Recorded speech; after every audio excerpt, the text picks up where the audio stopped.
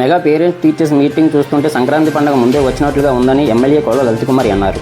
Mega parents teacher మీటింగ్లో భాగంగా Vepada Denderu municipal high స్కూల్లో జరిగిన కార్యక్రమానికి ఎస్కోట శాసనసభ్యురాలు కోళ్ళ లలితకుమారి హాజరయ్యారు. ఈ సందర్భంగా లలితకుమారి మాట్లాడుతూ, మిమ్మల్ని చూసిన తర్వాత నాకు నా స్కూల్ డేస్ గుర్తొచ్చాయని, ఏ వృత్తి చేపట్టినా ఎవరివారైనా తీర్చిదిద్దేది ఉపాధ్యాయులంటే నాకు ఎంతో గౌరవమని, జాతిపిత మహాత్మా గాంధీజీ చెప్పినట్లు విద్య ద్వారానే సామాజిక మార్పు సాధ్యమవుతుందని మా ప్రభుత్వం బలంగా నమ్ముతుందని, గౌరవ ముఖ్యమంత్రి విజనరీ ఆలోచనలతో మన విద్యా వ్యవస్థ దేశానికి ఆదర్శంగా ఉండేలా ఆంధ్ర మోడల్ తీసుకొస్తుందని అన్నారు. మెగా పేడియం ద్వారా ప్రభుత్వ పాఠశాలలు, టీచర్లు, విద్యార్థులు, తల్లిదండ్రుల మధ్య బంధం బలపడుతుందని, ఒక వ్యవస్థ బాగుపడాలంటే అందులో అందరూ భాగస్వామ్యం అవ్వాలని, విద్యా వ్యవస్థ ఆదర్శంగా ఉండాలంటే సామాజిక భాగస్వామ్యం తప్పనిసరని సీఎం గారు చెప్పారు. ముఖ్యమంత్రి గారి ఆదేశాల సూచనలతో బడి భవిష్యత్తు కోసం చదివే పిల్లలు, వారి తల్లిదండ్రులు, చదువు చెప్పే ఉపాధ్యాయులు, గైడ్ చేసే హెడ్ మాస్టర్లు, పాఠశాల యాజమాన్యం, కమిటీలు, దాతలు, పూర్వ విద్యార్థులు, స్వచ్ఛంద సంస్థలు కలిసి పనిచేయాల్సిన అవసరం ఉందని, ఇది లక్ష్యంతో తల్లిదండ్రులు, ఉపాధ్యాయుల సమావేశం రాష్ట్రమంతా ఒకే రోజు పండగ వాతావరణంలో నిర్వహించుకుంటున్నామని అన్నారు.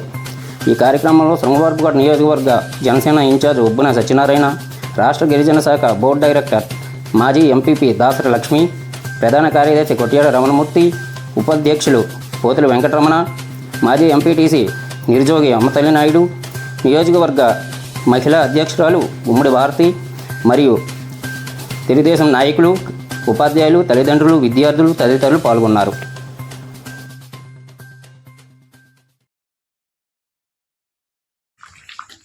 ఇది పోటీ ప్రపంచం. విద్య లేదే మనకు మనుగడ లేదు జీవితానికి. మా తల్లిదండ్రులమే ఎన్నో ఆశలు కలలతో మీ అందరినీ విద్యలో బాగా చదువుకోవాలి, నైతిక విలువలు పెంపొందించుకోవాలని ఆశపడతాం తల్లిదండ్రులని. మరి ఈనాటి ప్రస్తుత సమాజంలో కొంత నైతిక విలువలు కొరవడుతున్నాయని, కొంత మన జీవిత విధానాల్లో గాడీలు తప్పుతున్న సంఘటనలు మన కళ్ళ ముందు, ఆడపిల్లలపై జరుగుతున్న అనేక విషయాలు మన కళ్ళ ముందుకు రావడం, ఇటువంటివి జరగకుండా అసలు సమాజంలో మనం అందరం ఒక కుటుంబం వెళ్ళాలి అని చెప్పే ఈనాటి ఈ కలయిక. అసలు మా తల్లిదండ్రుల పాత్ర ఏంటి?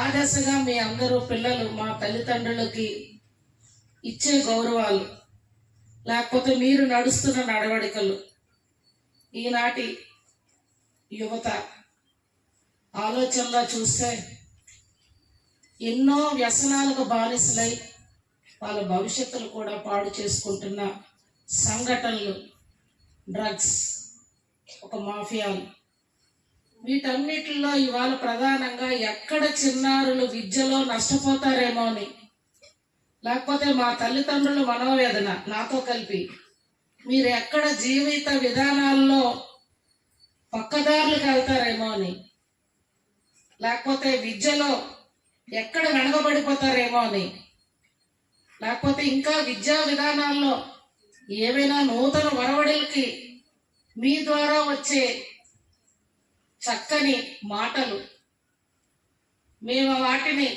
ఏ దశగా తల్లిదండ్రులు మేము స్వాగతిస్తూ మీ జీవితాలకు ఒక ప్రణాళికతో వెళ్ళడానికి కూడా మాకు ఈ వేదిక ఎంతో విలువైన కార్యక్రమం. మా తల్లిదండ్రులు ఉన్నాం. ఇవాళ